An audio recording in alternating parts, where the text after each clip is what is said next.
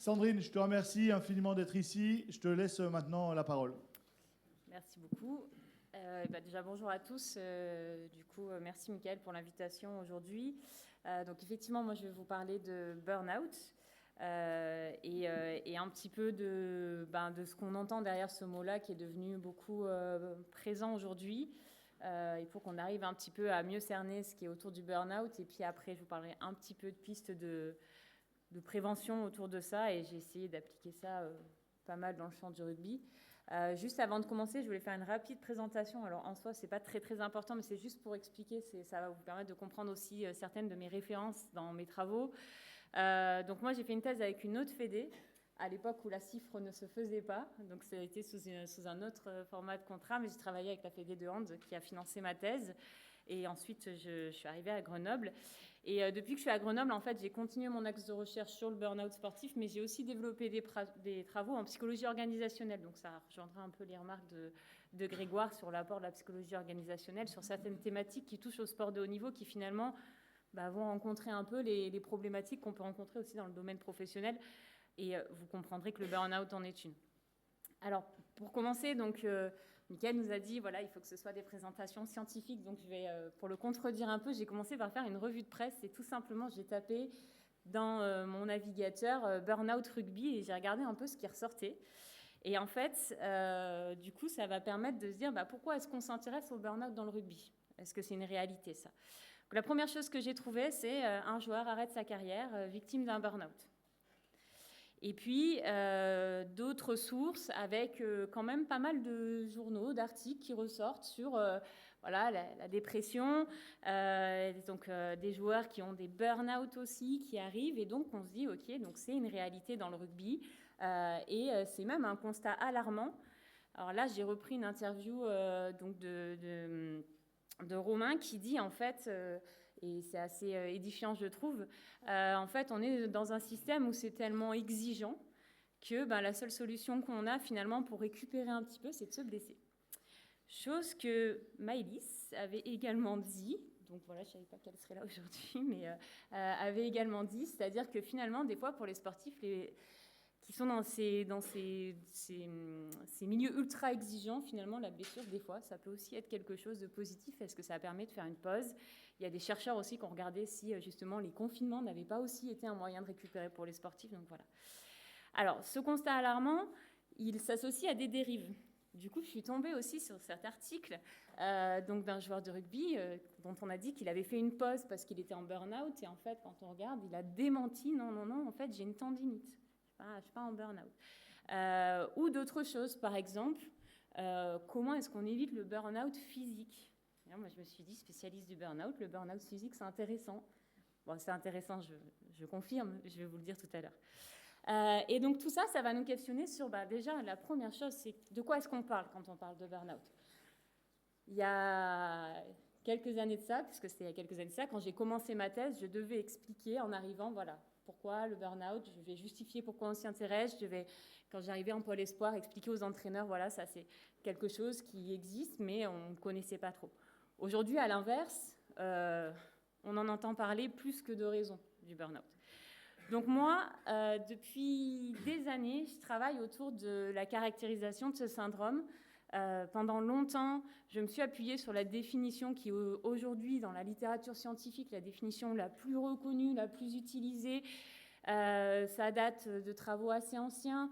Ça a été beaucoup examiné. Le burn-out, c'est un syndrome qui est caractérisé par un épuisement physique émotionnel durable, une diminution du sentiment d'accomplissement, une dévalorisation du sport.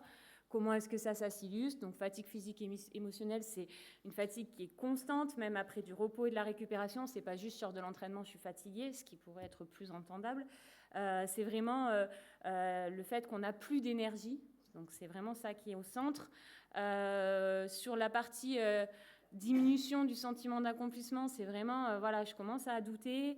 Malgré ce que j'ai réussi par le passé, j'ai l'impression que aujourd'hui, mon entraînement, les efforts que je fournis ne sont pas suffisants. Donc, c'est des choses qu'on retrouve.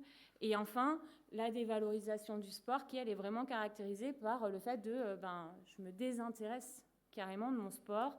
Je remets même en question mon investissement, sa signification pour moi, etc. Cette définition, aujourd'hui, quand vous allez chercher dans la littérature scientifique, vous allez tomber très, très, très souvent dessus. Pourquoi? Parce qu'en plus, il y a un outil associé pour mesurer le burn-out qui a été utilisé dans la plupart des études qui ont traité de cette question chez les sportifs. C'est une définition qui a des composantes intéressantes parce qu'elle parle effectivement de fatigue, elle parle aussi des aspects motivationnels, mais dans la fatigue et surtout dans l'outil qui a été développé, il y a pas mal de critiques sur comment est-ce que cette fatigue-là, elle est mesurée, et notamment sur le fait que les auteurs parlent de fatigue physique et émotionnelle, mais en fait, en soi, les items, ils ne permettent pas vraiment de mesurer ça.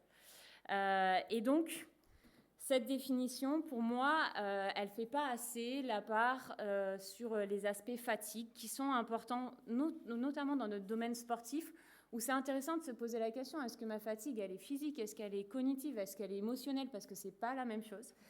Et c'est là où le fait d'avoir travaillé pendant quelques années aussi sur le burn-out en entreprise, ça a apporté une nouvelle vision à mes travaux. Et le fait qu'en fait, en entreprise, il y a des modélisations différentes qui sont proposées.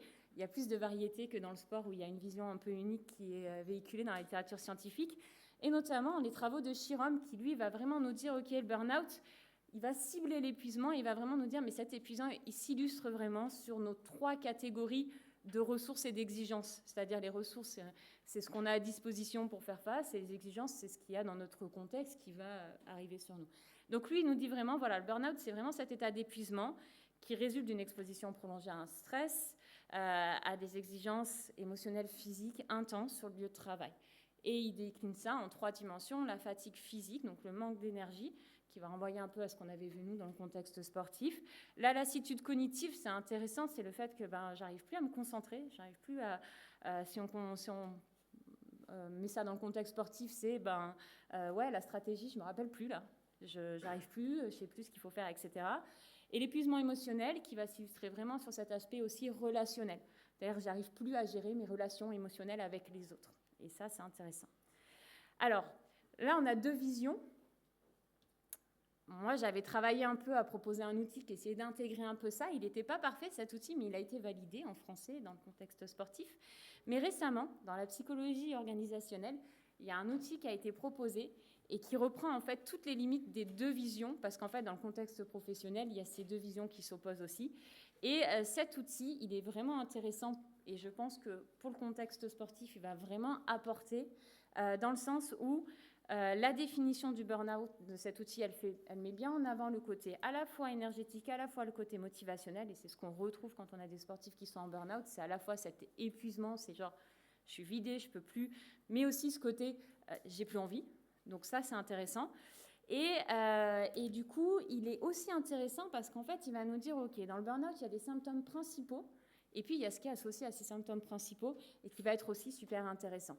Donc, dans les symptômes principaux, on va retrouver notre épuisement qui est central sur la dimension physique et mentale, mais ils ont aussi développé des questions qui tournent autour de la dégradation du contrôle cognitif. Donc là, c'est vraiment tout ce qui va être, j'arrive plus, j'ai des problèmes d'attention, j'ai des problèmes de mémoire, etc. Et du contrôle émotionnel, et là aussi le fait que on se sent submergé par ces émotions, on a des réactions émotionnelles qui sont pas normales. Ce qui est aussi intéressant, c'est qu'ils ont intégré la dimension de la distance mentale, où là, c'est vraiment le fait, je commence à avoir de l'aversion pour mon travail. Du coup, si on applique au sport, pour mon sport, par exemple, nous, on a des exemples dans le sport de nageurs en burn-out, et rien que l'odeur du chlore, ça crée des réactions. Donc ça, c'est intéressant, cette distance mentale. Et dans les symptômes secondaires, on va retrouver aussi pas mal d'éléments qui vont être intéressants avec la détresse psychologique, le fait que, effectivement, quand il y a tout ça, ce qui se passe chez un individu, on va retrouver des troubles du sommeil, on va retrouver de l'anxiété, de l'inquiétude.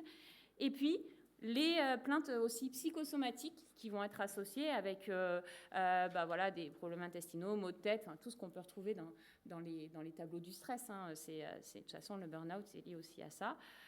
Et l'humeur dépressive qui va être liée. Et ça, c'est intéressant parce que ça nous permet de dire, OK, le burn-out, c'est pas de la dépression, c'est pas du burn-out, mais par contre, il y a un lien fort entre les deux, on va pas se mentir, c'est pas complètement déconnecté.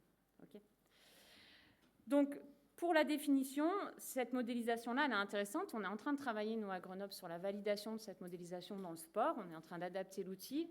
Ils ont plutôt bien fait le travail parce qu'ils l'ont, dans le contexte organisationnel, ils l'ont déjà traduit en français. Donc, nous, on n'a plus qu'à adapter au contexte sportif. Et donc, on est en train de travailler autour de ça pour avoir un outil qui soient plus complets que ce qu'on avait auparavant et qui permettent vraiment d'avoir un tableau presque clinique justement des symptômes et qui nous permettent vraiment de dire ok, là on est plutôt sur, il y a un point d'attention à avoir, ou là on est vraiment dans un cas où il faut faire très très attention. Alors pourquoi s'intéresser autant au burn-out? Je vous fais juste un rapide état de travaux assez récents qui ont permis de mettre en lumière toutes les conséquences sur la santé du burn-out. Et du coup, c'est super intéressant cette méta-analyse qui a quand même inclus un certain nombre d'études avec pas mal d'athlètes représentés. Alors là, c'est tout sport confondu, hein, c'est pas que rugby, c'est pas que sport co, c'est tout sport confondu. Mais en fait, il y a des liens qui sont forts entre le burn-out et la santé mentale négative. Donc effectivement, il y a des liens avec la dépression, avec l'anxiété, donc ça vient confirmer un peu l'intérêt d'avoir ces symptômes secondaires. Il y a des liens du coup inverses avec la santé mentale positive. Les athlètes qui ont le plus de burn-out ont moins de satisfaction, moins de vitalité, moins de qualité de vie. Donc il y a à la fois des conséquences dans le contexte sportif et puis des conséquences plus globales pour l'individu. Et il y a des liens aussi avec la santé physique. C'est-à-dire qu'effectivement, quand on est dans la question de la prévention des blessures, travailler aussi à la prévention du burn-out, ça peut être intéressant parce qu'il y a un lien. Et puis, il y a quelques années, on avait aussi montré qu'il y avait des conséquences comportementales au burn-out. C'est-à-dire que ce qu'on s'aperçoit, c'est que chez les athlètes qui sont le plus en burn-out, alors là, c'était les athlètes quand ils étaient en pôle espoir, ceux qui étaient le plus en burn-out en pôle espoir, c'est ceux qui avaient le moins de chances de jouer à haut niveau après, ou ceux qui avaient le plus arrêté leur pratique sportive. Donc là aussi, c'est intéressant quand on essaie de s'intéresser au développement de l'athlète sur le long terme. Alors, pourquoi s'intéresser au burn-out, particulièrement dans les sports collectifs? Il y a des travaux qui ont porté sur cette question du burn-out dans les sports collectifs. Et en fait, ce qui est intéressant de se dire, on ne va pas prendre tous les travaux et on va voir qu'est-ce qui a été mis en évidence, mais on va cibler sur certains sports. Bien, tout simplement parce que les travaux qu'on comparait, sport co, sport individuel ou type de sport plus précisément, ils montrent qu'il y a des niveaux de burn-out différents. Et puis des fois, c'est différent sur certaines dimensions. Les facteurs qui sont associés, des fois, peuvent être aussi différents en fonction du sport pratiqué. Donc, c'est important de savoir quelles sont un peu les spécificités du sport et quels sont un peu les facteurs qui vont avoir un effet dans le sport qui me concerne. Tout ça dans l'objectif de développer des pistes de prévention qui soient les plus adaptées possibles aux personnes qu'on aura en face de nous. Alors, juste pour vous faire rapidement un état des lieux un peu des principaux facteurs qu'on retrouve dans les sports collectifs, il y a tout un tas de facteurs motivationnels. Donc, en vert, c'est ceux qui ont un effet protecteur. En rouge, c'est ceux qui ont un effet délétère. La satisfaction des 3 besoins fondamentaux. Je ne vous ferai pas une définition là-dessus, mais s'il y a besoin, je peux y revenir. Le fait d'avoir une motivation autonome plutôt qu'une motivation contrôlée. Donc, ça, c'est des choses qui ont été montrées de manière très, très régulière dans la littérature en lien avec le burn-out. Il y a aussi beaucoup de facteurs environnementaux. Le fait d'avoir du soutien social de l'entraîneur, des coéquipiers, de la famille, ça joue plutôt comme des aspects protecteurs. Et à l'inverse, quand on a un entraîneur qui est plutôt contrôlant, à la place d'être soutenant, ça aura un effet plutôt délétère. Il y a aussi des travaux qui montrent que les entraîneurs qui sont très axés sur l'ego, donc très dans la recherche de performance, ça peut aussi avoir des effets délétères. Et après, des facteurs plus individuels, donc le perfectionnisme, la passion et les affects que les individus ressentent sont aussi des éléments intéressants. Par exemple, il a été montré que les personnes qui sont plutôt perfectionnistes avec des préoccupations évaluatives, donc vraiment très centrées sur des inquiétudes liées aux erreurs qu'ils pourraient commettre, ça c'est un facteur qui est plutôt un risque pour le burn-out. Je vais un peu vite, mais l'idée, c'est de balayer ça pour aller sur les interventions. Dans cette revue de littérature qui porte vraiment sur les sports co, il y a aussi d'autres facteurs qui sont ressortis, alors pas de la méta-analyse parce qu'ils sont moins souvent étudiés, mais qui semblent intéressants dans des perspectives plus appliquées. Par exemple, les études tentent à montrer que quand il y a une comparaison joueurs expérimentés, joueurs moins expérimentés, les joueurs expérimentés sont plus à risque de connaître du burn-out. De la même façon, à l'intérieur de l'équipe, il y a des phénomènes de contagion qui peuvent se produire, c'est-à-dire que quand on est dans une équipe où il y a plusieurs joueurs qui ont des niveaux un peu élevés, ça peut représenter un risque pour les autres membres de cette équipe.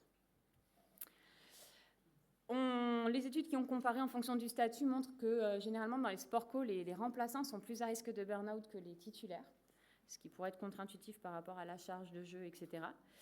Et puis, petit résultat que j'ai mis en lumière parce que c'était ce qui nous intéressait aujourd'hui.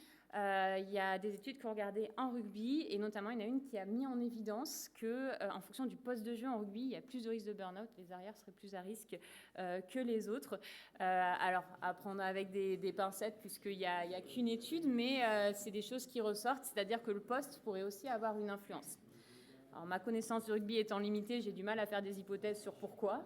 Peut-être que vous pourrez en faire. Alors, l'ensemble de ces éléments qu'on retrouve dans les sports co, en fait, quand on regarde un peu plus les travaux qui sont vraiment réalisés dans le rugby, il faut savoir qu'il y a eu un groupe de chercheurs très actifs sur la question du burn-out en rugby en Australie il y a quelques années. Donc, il y a pas mal de travaux qui portent spécifiquement sur des joueurs de rugby, soit des joueurs pros, soit des amateurs. Ce qui ressort beaucoup dans le rugby, c'est les facteurs motivationnels, c'est le comportement de l'entraîneur et c'est les travaux sur le perfectionnisme, donc qui viennent dans le même sens que ce que je vous ai présenté avant. Alors, tous ces facteurs, ce qui va être intéressant, c'est que pour nous, c'est des pistes de prévention finalement. Si on sait que tel facteur a un effet sur le burn-out, et bien, si je travaille autour de ce facteur-là, je peux essayer de prévenir son apparition. Moi, je ne vais pas vous parler de retour au sport après un burn-out, etc., parce que dans la littérature scientifique, il n'y a quasi aucune preuve sur ça. Il y a très peu de choses qui ont été testées, donc je préfère vous parler plutôt de prévention. On va essayer d'éviter que ça arrive pour ne pas avoir à traiter une fois que c'est là. D'accord ? Au niveau des facteurs contextuels, dans les preuves scientifiques, il y a une seule étude qui a testé en fait l'effet d'un programme de formation des entraîneurs sur le burn-out. Il faut savoir qu'en fait le burn-out ça a été un sujet de recherche florissant ces dernières années, mais quand on s'intéresse un peu plus aux interventions scientifiquement validées, là il y a un peu moins de choses. Donc cette étude-là, elle est intéressante parce que c'est quand même une étude où il y a un groupe expérimental, un groupe contrôle. Le nombre de sujets est un peu limité parce qu'en fait, ils ont pris 3 entraîneurs dans chaque groupe, donc on peut questionner tout à fait la représentativité de tout ça. Mais eux, ils ont travaillé autour de la formation de l'entraîneur, lui fournir des stratégies pour augmenter son soutien de l'autonomie, diminuer son style interpersonnel contrôlant. Il y a des réunions tous les 15 jours tout le long de l'intervention, et ils leur ont distribué un manuel avec des exemples donc pour pouvoir mettre en place ce soutien de l'autonomie. Donc cette intervention, ce qui est intéressant, c'est que même si le nombre de participants était assez réduit, dans les groupes expérimentaux, les joueurs avaient eu moins de burn-out à la fin de la saison que les joueurs qui étaient dans le groupe contrôle. Donc ça met quand même des pistes sur, OK, la formation de l'entraîneur, ça peut déjà être une piste intéressante. Après, il y a une autre étude qui a été réalisée, elle plus sur l'individu, donc, et notamment autour des stratégies d'autorégulation. Donc l'autorégulation, c'est vraiment accompagner les athlètes, les aider dans leur capacité à gérer, à contrôler leurs émotions. Et à être dans cette pensée un peu proactive pour vraiment dans un objectif d'atteinte d'objectifs et de maintien du bien-être. Dans cette étude-là, il n'y a pas de groupe contrôle, donc ce qui est un peu dommage scientifiquement parlant, parce que c'est dur de savoir si le résultat il est lié à l'intervention ou que c'est un résultat naturel que l'on peut retrouver. Je trouvais que c'était intéressant quand même de vous la présenter dans le sens où il y avait vraiment une intervention qui avait lieu sur toute la saison. Il y a eu 7 à 9 séances bi-hebdo sur la saison qui à chaque fois étaient de 40 à 60 minutes. Alors pour vous spoiler un peu l'intervention, les résultats ont montré qu'il y avait une diminution du niveau de burn-out au cours de l'intervention, même si, comme je vous disais, scientifiquement, on peut questionner ça. Et juste pour vous dire rapidement, voilà, ils ont travaillé autour de cette autorégulation. Donc, comment est-ce que tu souhaites te sentir, comment est-ce que tu peux te préparer, quels obstacles tu peux rencontrer et comment tu peux revisiter tout ça quand tu es face aux obstacles. Okay. Je pourrais vous la réafficher tout à l'heure, je vais avancer, sinon je n'aurai pas le temps de finir. Parallèlement à ces interventions validées, en tout cas qui ont été testées scientifiquement, donc qui étaient intéressantes à présenter dans ce sens-là, je vais en revenir à la psychologie organisationnelle. Dans le contexte organisationnel, il y a d'autres interventions qui ont été testées. Il y a des choses prometteuses qui apparaissent, et notamment sur des stratégies qu'on connaît bien dans le contexte sportif et qui pourraient être appliquées, mais qui n'ont pas été testées. Donc je ne peux pas vous dire que ça marche, mais c'est des pistes intéressantes sur lesquelles on peut réfléchir pour la suite. Notamment, il y a des interventions autour des thérapies cognitivo-comportementales qui sont intéressantes dans le contexte organisationnel, qui ont prouvé leur efficacité, et notamment sur des emplois où il y a énormément de stress, comme la chirurgie, etc. Donc là, il y a des choses intéressantes à creuser pour échanger avec des collègues qui travaillent sur le sujet du burn-out à l'étranger, puis qui ont aussi des pratiques en parallèle d'accompagnement de sportifs. Pour eux, c'est des stratégies qui sont vraiment prometteuses, donc ils n'ont pas de preuves scientifiques, mais c'est vraiment prometteur pour la prévention du burn-out. Il y a aussi des travaux qui ont montré l'efficacité des stratégies de pleine conscience dans le contexte organisationnel. Donc là aussi, ce sont des stratégies qui ne nous sont pas inconnues dans le contexte sportif qu'on pourrait mobiliser. Et puis, il y a, dans le contexte organisationnel, il y a des travaux aussi qui portent sur ajuster la charge de travail. Moi, je trouve que ça nous parle bien aussi dans le contexte sportif, puisque la charge d'entraînement, etc., c'est un truc qu'on connaît plutôt bien. Et donc, pour ce faire, il y a l'idée de travailler, alors nous, dans le contexte sportif, travailler sur la récupération physique, il n'y a pas de souci, on est même devenus très experts pour quantifier une charge et calculer une récupération derrière, c'est quelque chose qu'on fait assez facilement.